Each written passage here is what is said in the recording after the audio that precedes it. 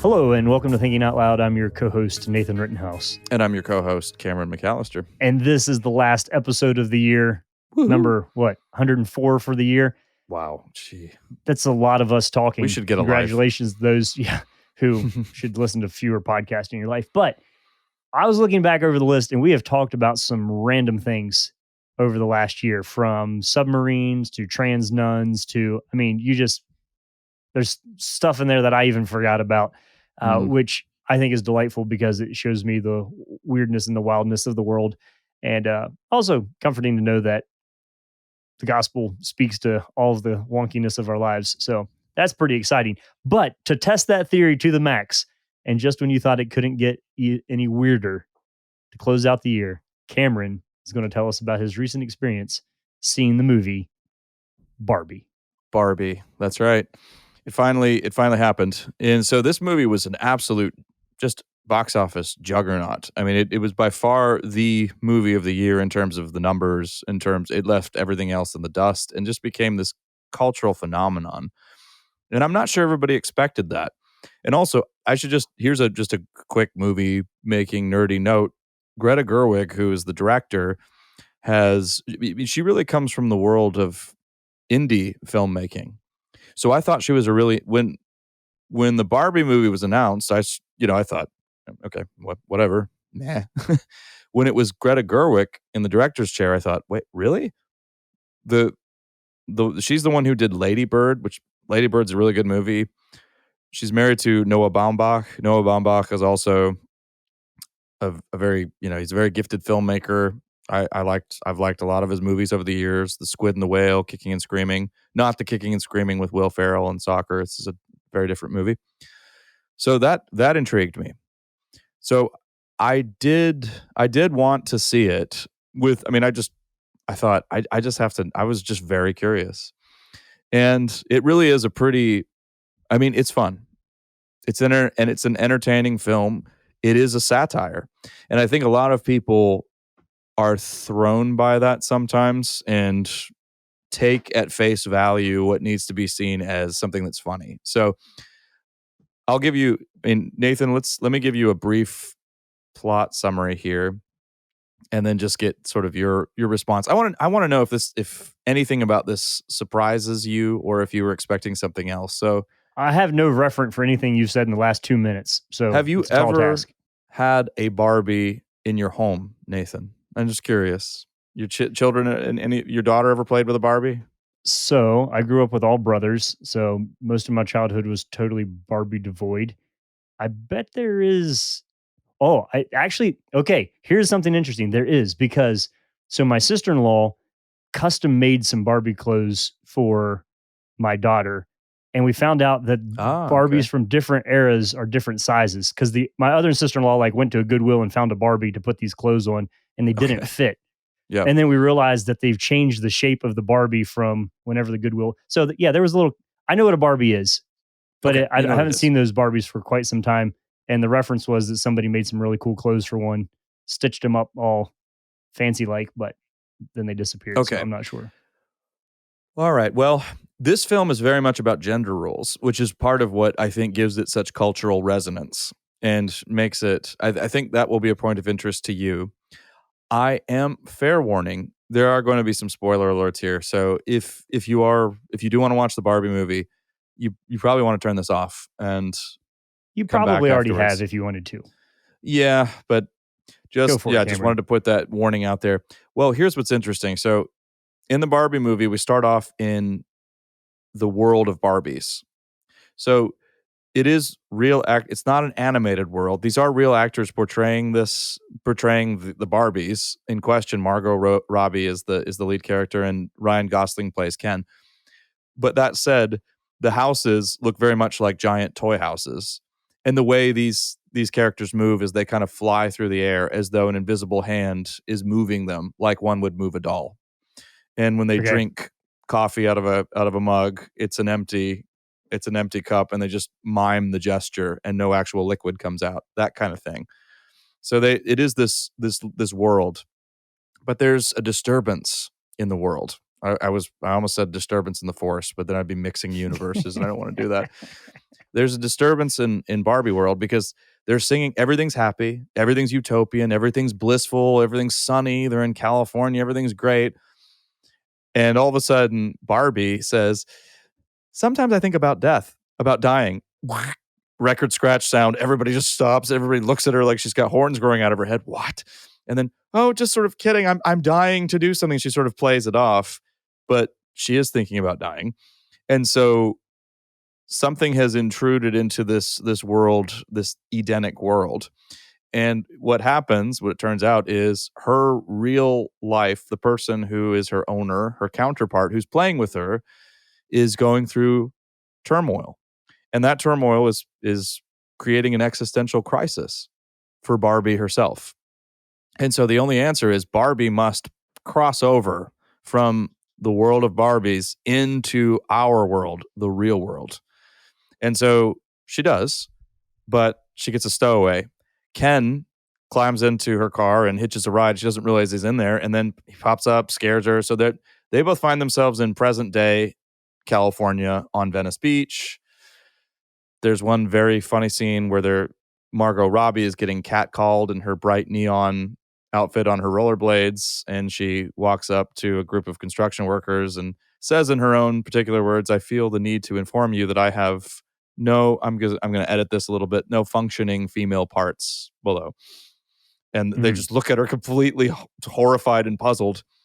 But so here's the major thing to focus on, Nathan. When they get there, Ken discovers to his delight the patriarchy.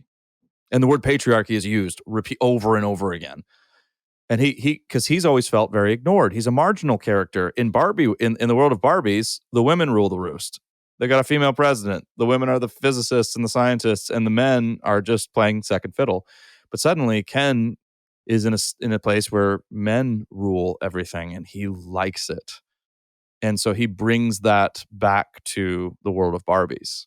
So when she goes back to the world of Barbies, she discovers that now the patriarchy rules in the world of Barbies. And so now it is up to her and her Barbie friends to take their world back from the Kens. And so there's more that could be said, but that's the Barbie movie in a nutshell. Oh, okay. Well, this fits largely into the category of me saying thanks for doing that, so I don't have to. So I'm just sitting here enjoying your summary. Well, and one other point that actually, and here's the real spoiler part, but here's part of what surprised me. I didn't realize this, but this is essentially a kind of modern retelling of Pinocchio, because in the end, what Barbie wants is not to flourish in Barbie Land. I can't remember if it's Barbie Land or Barbie World. It's one of those two. She wants to actually become a real person. And so the ending of the movie has a joke that connects to the one that I made earlier. She's driving up and she's being dropped off by the person who was her, what do we call her? Her owner, the lady who played with her before, who's now her friend in the real world. You still with me here? It's getting a little weird and convoluted. Yep. Okay, dropping her off at a place, and at first it looks like she's very nervous. It looks like it's a job interview or something. She walks into the office, and she takes a deep breath, and she goes up and she smiles widely, and she says, "I'm here for my gynecological appointment." And so in those final, and then it ends. Those final that's lines, the transition for her to the real world. She's a real, yes, she's a real girl, and not a real boy, a real girl. So I mean, I remember turning to my wife and saying, "Oh, this is Pinocchio." So there you have it. The movie is clever in many ways. I think a lot of people I talked to liked the first half. The first act of the film is very enjoyable. It's very laugh out loud funny. The second half gets very philosophically ambitious and does a whole lot and can occasionally run into preachy territory. But the film is still, it's just really well made. It flows really well.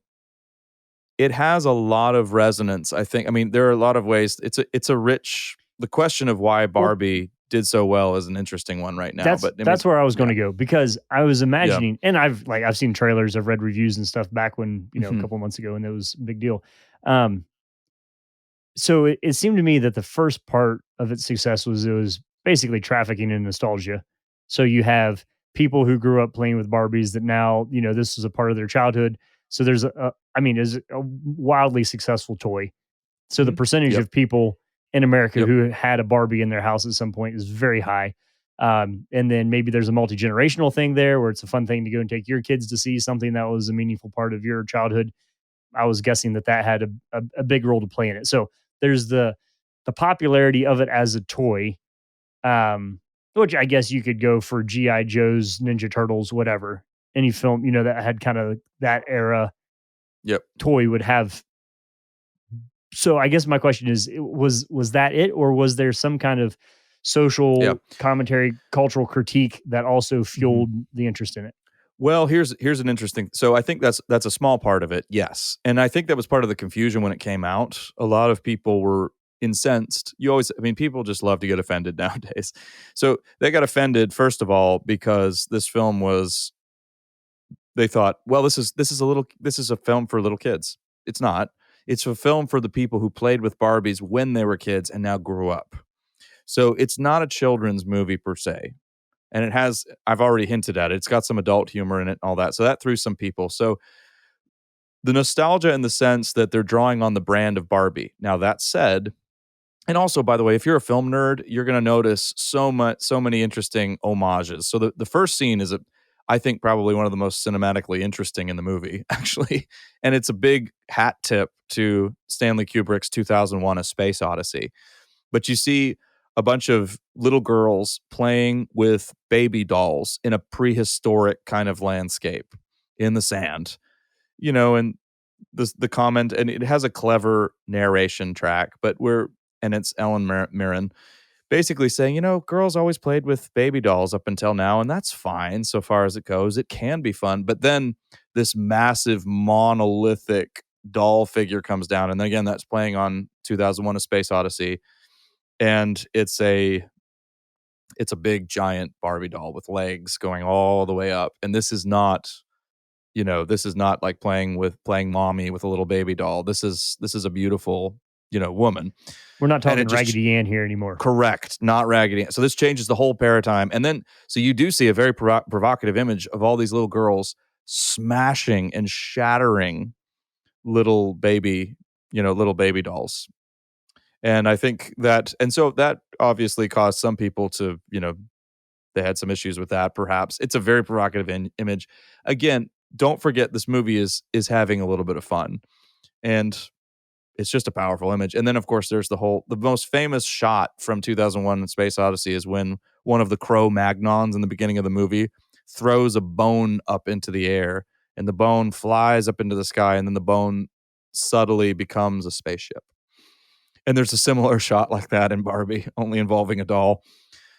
So so my point in saying all of that, Nathan, is that this is also a cinematic movie, and it's got some sophisticated, kind of odes and nods in it as well. So it's more than just a nostalgia piece. It has a very clever script, but it's all about becoming, and it's all about identity. So in that sense, I think the deeper, and also another thing that I have to point out that's really worth, it's just a sign of our times.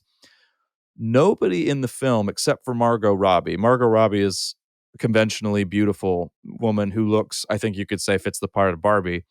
Nobody else in the film looks like a conventional Barbie, or a conventional Ken, even for that matter. Ryan Gosling's a good looking actor, but he doesn't look like a typical Ken. I don't think he's not got the kind of the square jaw and the classically handsome. He doesn't look like, you know, Superman or somebody like that.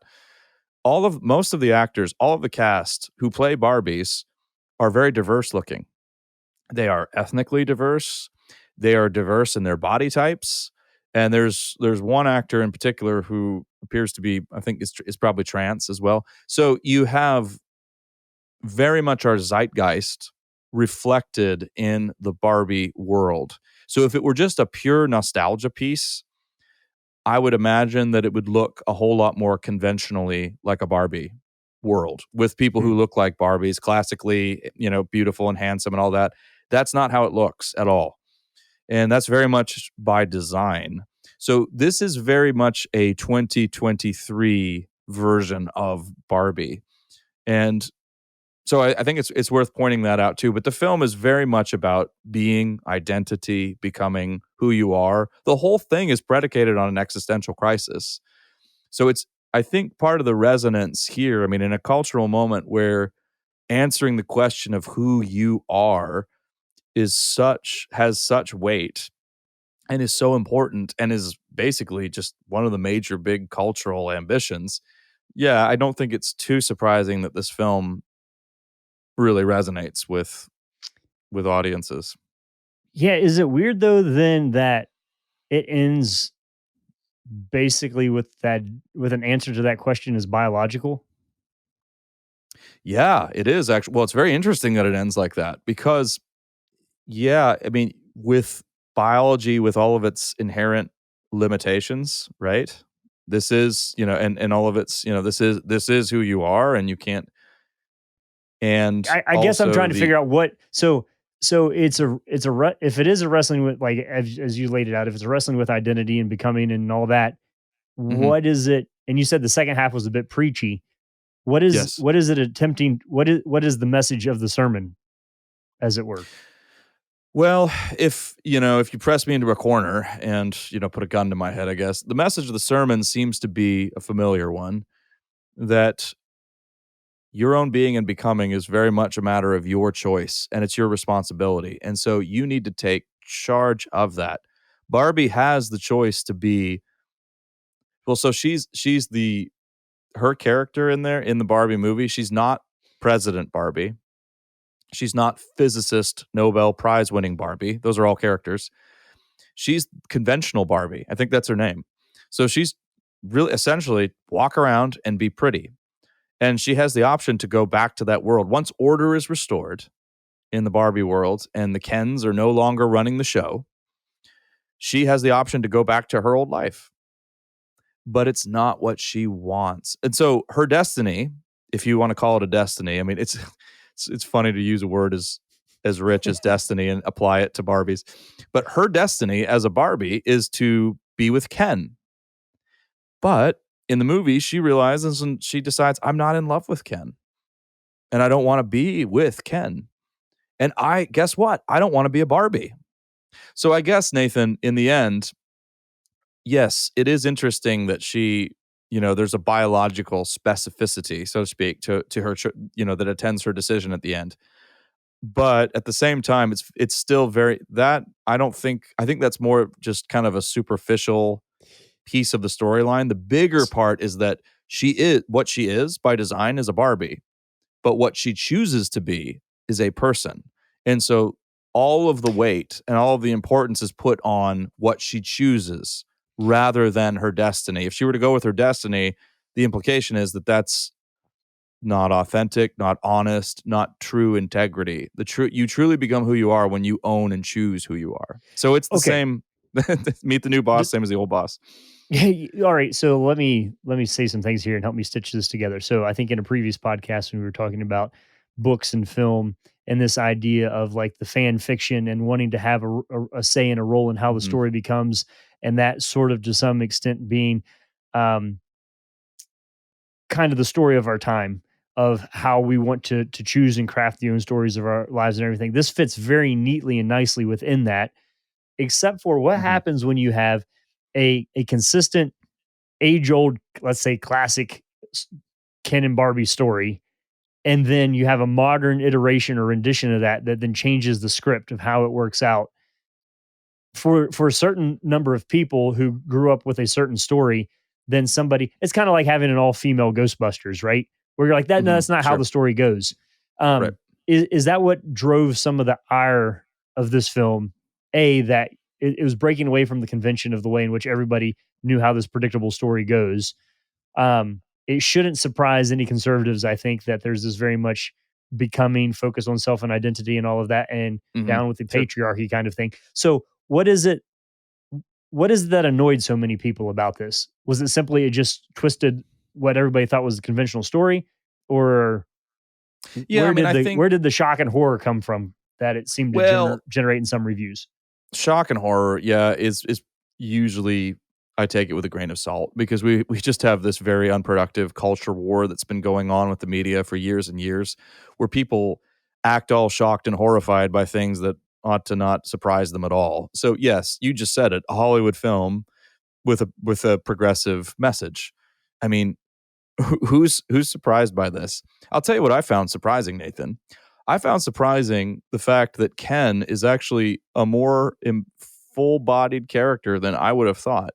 He's not just painted as an empty, power grabbing, patriarchal male. Part of what motivates him to do what he does is that he's felt sidelined and marginalized and completely ignored by Barbie in the world as it was before. And then So finally he goes, so old Barbie yeah. was a matriarchy. Is that what we're? Yes, essentially, and that joke is driven home several times, but actually the film ends with Barbie apologizing to Ken because she's made him feel so neglected because he just played second fiddle to her and she took him for granted. And so then he goes to the real world and he experiences people who actually take him seriously and listen to what he has to say and are interested in him. And it's just absolutely mind-blowing for him. And so I certainly didn't expect, I mean, if this had just been a little bit more of a superficial satire, that I could see easily excluding those elements, but those are in there. And there is a kind of, so this is, not my favorite movie. I'd probably give it 3 stars, but there's a large heartedness to it. And there is a creativity to Barbie that makes that, I mean, it's a better film than I thought it would be. And but I think some of the anger just came from, I think basically, Nathan, it's, you have a toy. A toy brings to mind children. A toy is going to attract a child audience. It's in some ways, Nathan, it's probably similar to how I mean, maybe this isn't a fair comparison, but you remember the whole furor surrounding Joe Camel, the Nope. cigarette icon? Well, he's a cartoon and he's been banned now because who do cartoons appeal to? Gotcha. Yeah. Okay. Children, Yeah, I'm yes. with you And now. now this was not some accident on the part of the cynical marketers of this tobacco product. They knew they knew that children would throw their money at this thing. And so guess what? Joe Camel was made illegal because that was deemed to be exploitative and dangerous. Well, in a somewhat, in a manner not too dissimilar, some people do have a little bit of a problem with you making an adult themed movie with a toy as its central character. Mhm. So it would be a little bit like making a G.I. Joe film that's rated R, that's rated PG-13 with a lot of adult humor and all of that. I think some people would be. So I think there's some legitimacy to being annoyed about that. Now, that said, I mean, the rating system exists for a reason. The movie is rated PG-13, which means this is for teenagers. But at the same time, there is a talking out of both sides of your mouth aspect here, I think, Nathan. You make a movie about Barbie, who are the first people who are going to want to see it? I think little girls are going to want to see it. So at the end of the day, is the fundamental question, just zoom out here a little bit. It's playing on the theme of that humanity, men and women haven't done a phenomenal job at knowing how to deal with and treat each other. Now, I think a lot of people Mhm. would say historically that hasn't been a problem. It's been difficult to figure out, but culturally speaking, that certainly has been a large conversation. Does this film move the needle anywhere in the direction in developing a secular theory of proper interaction between men and women? That's an Or is it interesting picking question. Yeah. at the thing of saying, yeah, okay, the pendulum swings back and forth both ways here. It's not, so I'm hearing like, okay, the pendulum started on this side, it's all matriarchy, then it goes all the way over to patriarchy, then Barbie world, Mhm. land, whatever becomes Mhm. matriarchy, then the forces have to balance out. Yep. Barbie wants to become a real woman and apologizes to Ken. Is Am I getting that right? It seems You like are. the swing is slowing down and we're trying to find this intermediate point where, without any other referent than biology, men and women find a way Mhm. to respectfully treat each other. Well, there's a kind of cynical critical theory read of this where you can say, yeah, it swings between patriarchy and matriarchy, but it's the same old, whoever holds the keys to power is the one who calls the shots. The people who are in control call the shots. And so if the moral of the story is the people in control call the shots, then okay, great, we get a matriarchy at the end again, but it's just again a group of people monopolizing their power. That hardly gives us anything constructive in the way of, handling our differences, whether it's between, people of the opposite sex or people of different cultural backgrounds and so on and so forth. There are some jokes made about that. So in the movie. So the movie is, again, self-aware. It's self-aware, and we can still use the phrase postmodern. When I say postmodern sensibility here, I'm just talking about a sense of irony, heavy irony, self-awareness, and lots of meta kind of elements, lots of nods to the audience and so forth. So Barbie is a very self-aware movie.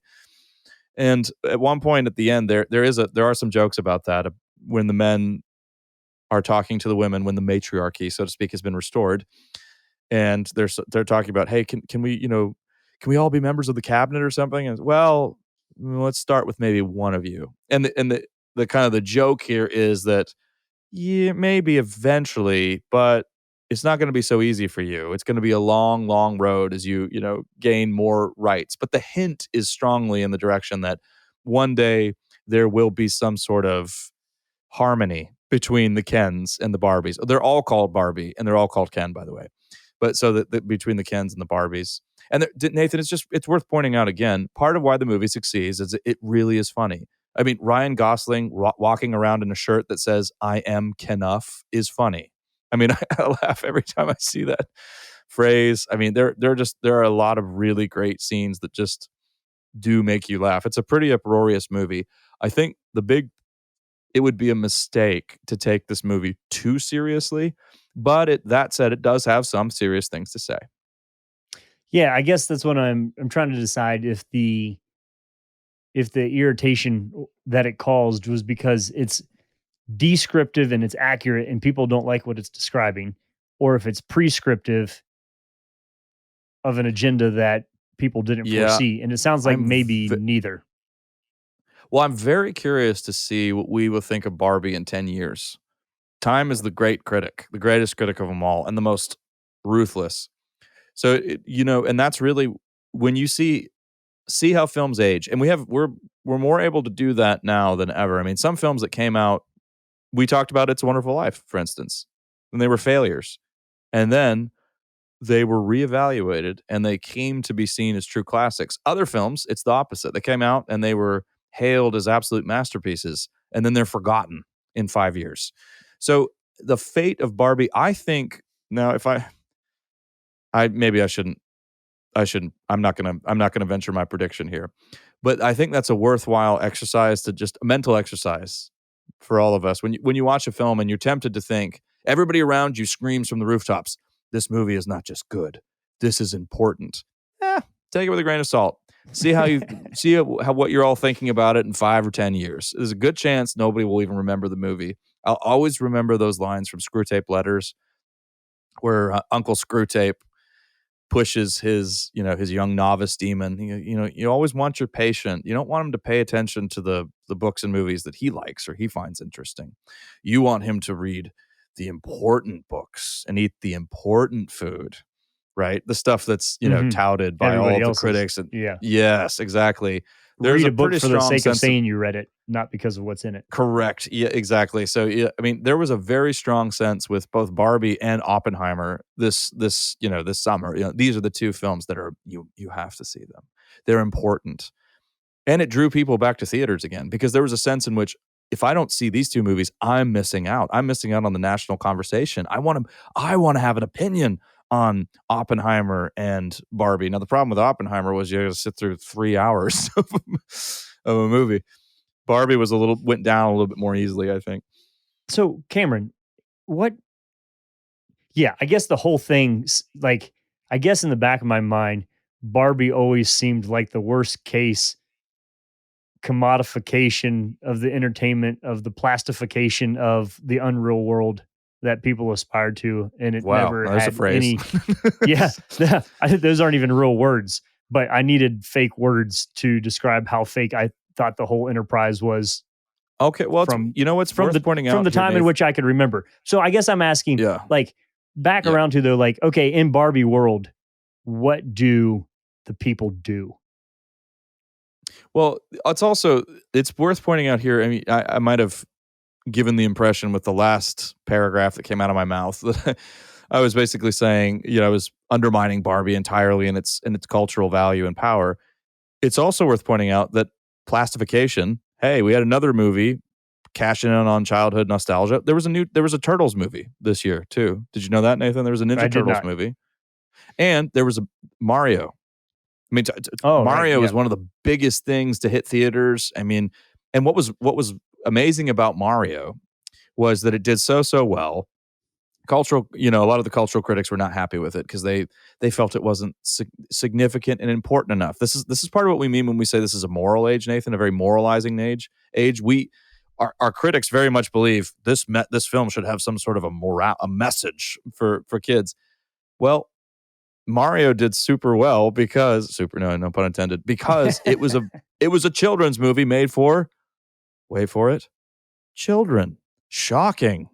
Shocking that a movie made for children that didn't have a lot to talk about with politics and all of that did really well with families. I mean, it was an absolute blockbuster, and people could hem and haw all they want, but I think so. That's a film cashing in on nostalgia, doing the precise opposite of what Barbie did, and people really enjoyed it. Nobody viewed it as a work of great significance. In its defense, it wasn't trying to be this wasn't trying to be Citizen Kane. Barbie is a more ambitious film. Barbie is trying to be a kind of Citizen Kane. It really is. So but it's also worth pointing out that this Turtles movie, nobody thought about it in these terms. Barbie carved out a name for itself in a space where most of these films come out and are quickly forgotten.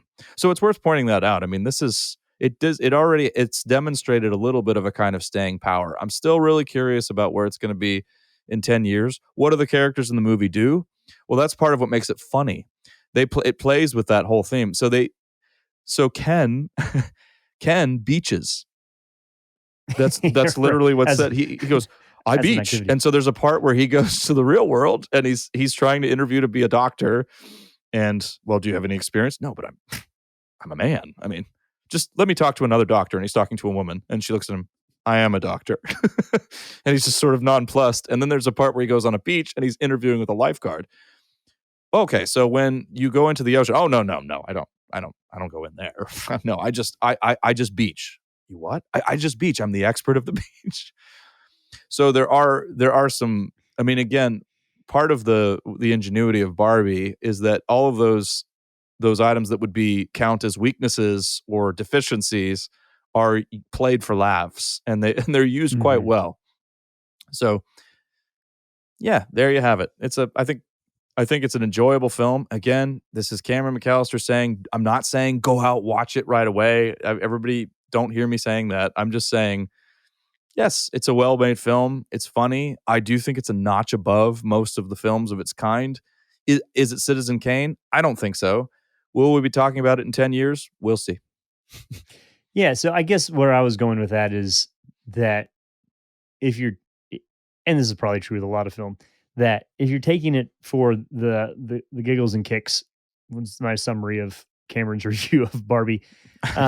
It says something interesting though about a culture who gets worked up about a film depicting people who don't do real things, who don't conform to any real form of the world in which we live in any real way.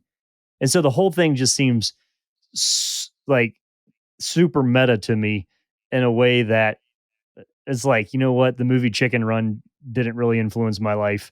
Like why is this one drawing the yeah, I don't know, because I saw quite a bit of either it wasn't just that you had to have an opinion, you had to either love it or hate it.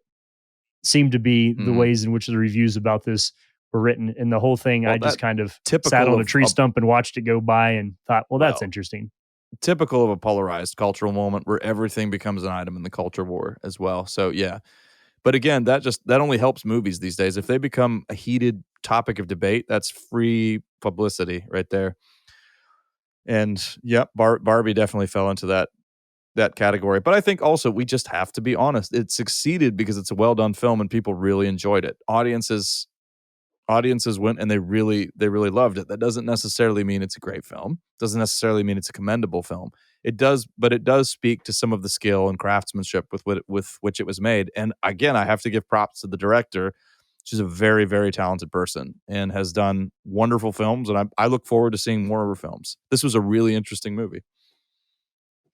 Well, there you have it, everybody. That sounds like a slightly leaning positive take from Cameron.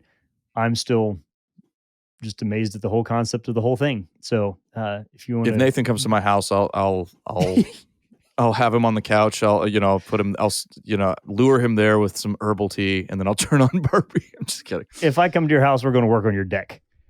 You've been listening to Thinking Out Loud. We better end it right there while we're still ahead of saying that. Yeah, well, this is kind of a quirky way to end the year, but we do try to, and I think, Cameron, you balance that very well, that Thinking Out Loud really does try to have a balanced perspective of things that seem to be polarizing, but in the end work out and trying to find what the real issues at play are, and then present the information in a way that lets people chew on it and find the right flavors and usefulness or nutrition or not, as they may. So anyway, thank you to those of you who have stuck with us throughout the last year. We're excited about where we're going from here because we do fundamentally live with Christian hope, and that gives us the tools and the resources to take serious things seriously and silly things in a silly way. And so there's a lot of time for laughter and for good thought and hopefully for good growth. You've been listening to Thinking Out Loud, a podcast where we think out loud about current events and Christian hope. Thanks for listening to Thinking Out Loud. If you'd like to learn more about what we do, book Nathan or Cameron, or if you'd like to support us financially, whether through a one-time donation or on a monthly basis, you can do so on the donate page at www.toltogether.com. That's toltogether.com. And please consider leaving us a 5-star rating and sharing this content with your friends. It really does help.